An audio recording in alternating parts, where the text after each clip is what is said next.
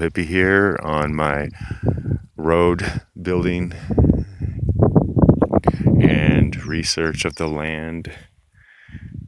This is mining in the agricultural. I didn't go over the definition of mining, also is considered agricultural, and my property is maybe up to 50% owned by some mining rights company or something that might be antiquated and from the 1850s mineral rights.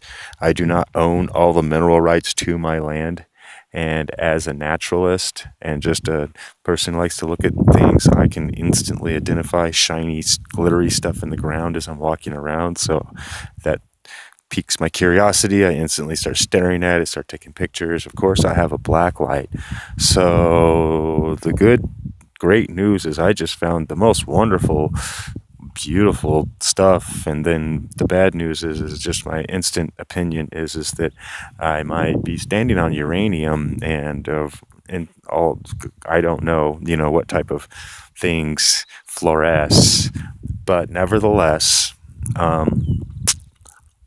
I never did get the details of what kind of minerals or mining activities were going on around here. And in my original researching of buying land of Eastern Oregon, Eastern California, and Southern Oregon, East, South Oregon, all the way down to Mexico, is a region, a geography that is similar of high desert and arid, low water areas that are also happen to be cheaper for buying property if you're poor. So I ended up, due to my finances and research and opportunities, looking at endless amount of properties in those areas and geography, to be specific, because it doesn't matter if it's Oregon or if it's on the border of Mexico and California and Nevada. It's the same geography. And so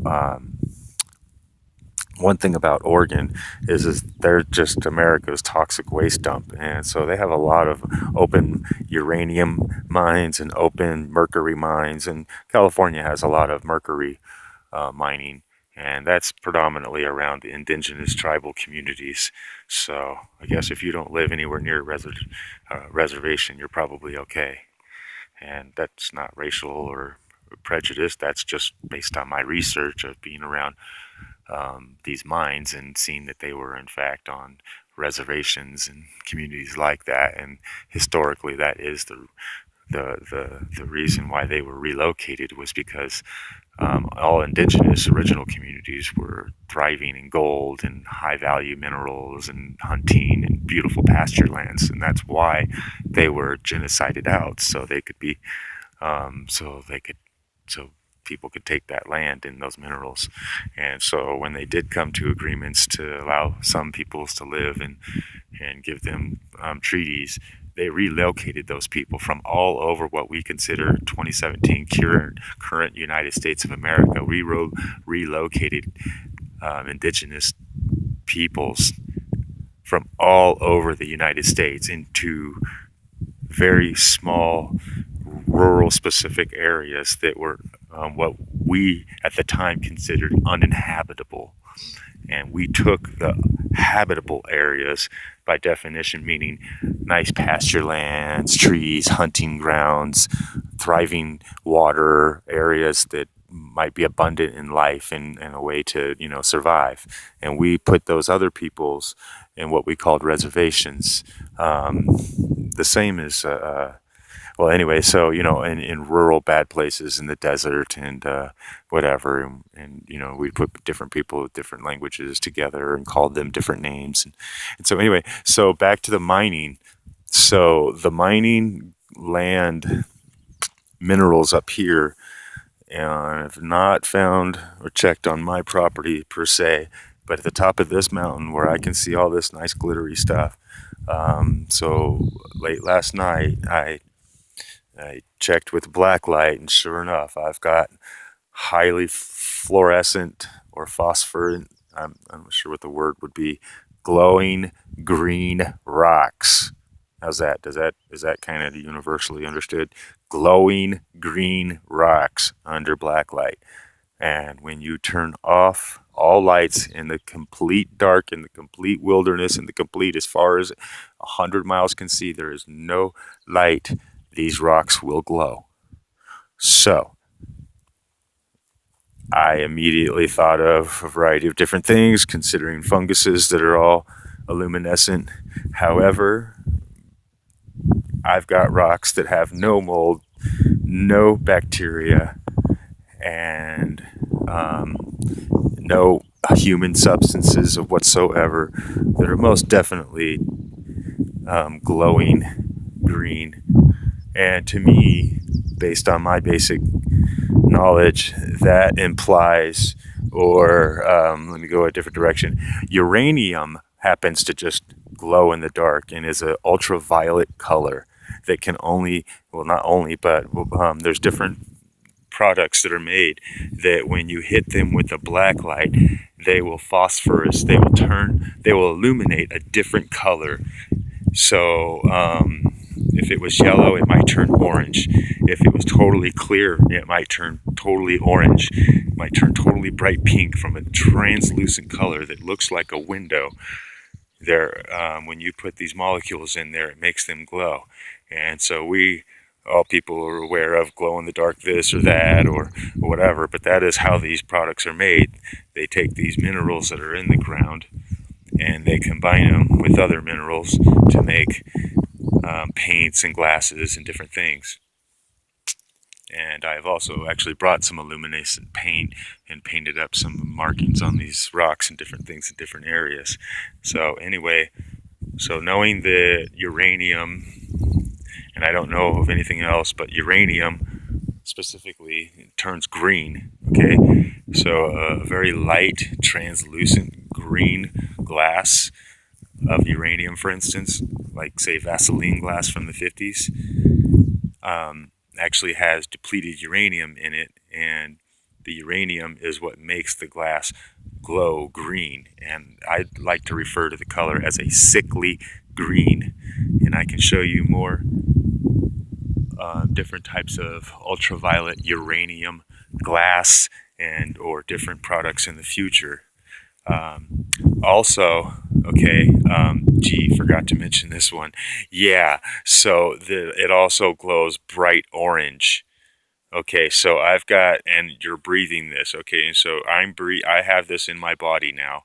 Okay, so I have glow in the dark ultraviolet orange molecules in my body from being out here because you breathe it in. It's in the dust, and I'm finding dust particles.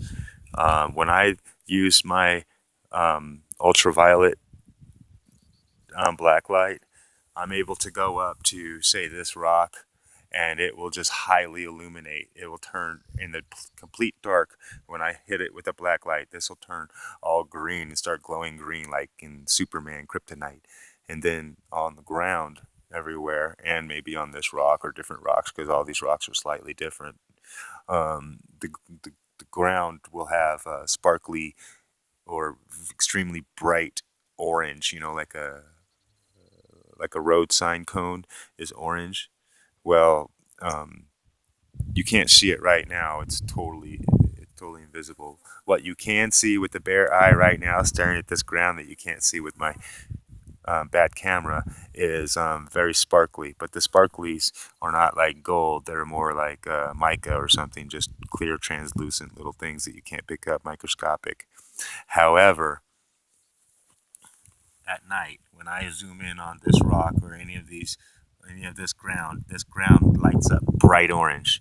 And it's not just a solid bright orange, it's per particle. So you can see, here's a particle of bright orange, here's a particle of bright orange. And so those particles are elements of dust, and those dusts are some type of mineral or chemical or whatever the words are. And those things are what people may or may not be trying to extract up here, or they may or may not be extremely dangerous. And regardless, dust is a respiratory element that can cause that anyway, and so inhaling toxic dust is not good, and inhaling uranium and asbestos, okay, and the list and list and list of different things that I don't know anything about. So feel free to research these things. Mercury, I don't know what mercury looks like. Our day-to-day products that we use in life, somebody's got to manufacture them, and somebody's got to dig them up, and somebody's got to carry them. And the person that's down there that's just cutting the sagebrush to build the road just to get so the equipment, so the owners and all these people can get to where they're going, they may not know any better. And I've got to tell people that are behind me, that have been living in the valley below me, that the reason that maybe they got their land at a certain price, and maybe the reason why the government gave them loans, is because they're on a uranium mine. And maybe the reason why they've got 6 months to live is because they've been breathing in this uranium.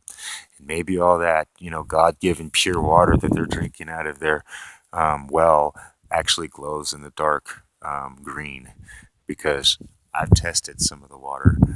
And so these are the sickly after stories of what's called cancer villages, and why people don't live in certain regions of Central California and Kern Valley, because it has what's called valley sickness, which is pretty much ignored and dismissed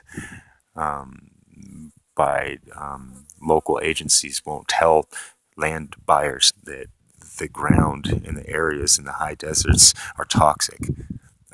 It's not because when we think of toxic, we think of chemical companies and stuff and what they're dumping in the water, which is totally true, and it totally happens out in the most rural wilderness areas.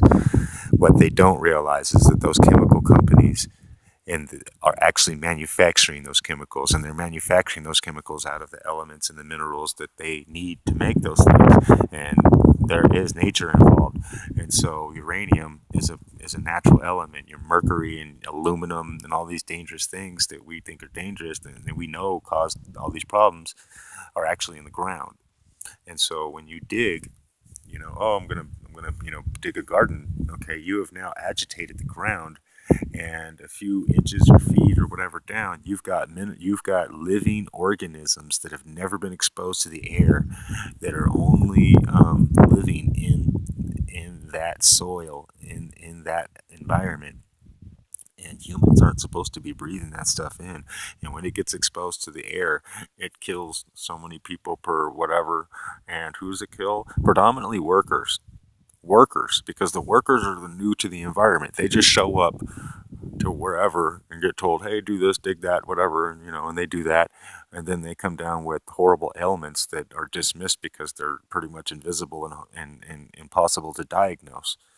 And so then the next people's future move in and live in the area, and you get a trailer park, for instance, full of people whose children all seem to have asthma, and it gets dismissed, because when you live in an area and you drink and you breathe in on a daily basis the toxicities or bad substances, your body easily gets immune to certain things. It's going to fight off certain things, and it's going to maybe allow you to live. So you might just have a small chest cold once in a while. But somebody else who hadn't been exposed ever, the very first time, they're going to get the extreme flu type of cold. It's a body shock. So you can actually accumulate enough bad stuff in your body that your body will try and accommodate it and work with it. And so people that are minimally exposed can be more in health risk than people in the long-term exposure. However, the long-term exposure will cause the long-term cancers and the children's babies and different problems, because it'll be in the breast milk. And I know whole families that live out here that are most likely not aware of that. And the sad reality of them drinking Coca-Cola and chain smoking cigarettes is the reality of their cancers, and their not circulating their bodies properly. And to add on to living in a mercury uranium mine that really doesn't want humans out here, and that's why we shouldn't be out here. And my body tells me that from 100 miles away on the other side of these mountain ranges. The geography is obvious, and that is why I said it doesn't matter to me what county. It's all the same difference. From up to north to left to south, until you get to a certain border, you can see the geography, and the land is different. And And so out here, humans should not be, because this dirt is going to slowly make you sick. It'll make your children sick. And that's why it glows in the dark, and that's why it glows orange and it glows green. And if you think you know anything about glow in the dark orange glow in the dark ultraviolet particles, and you know anything about glow in the dark or ultraviolet luminescent green rocks, feel free to contact me and comment below. Thank you.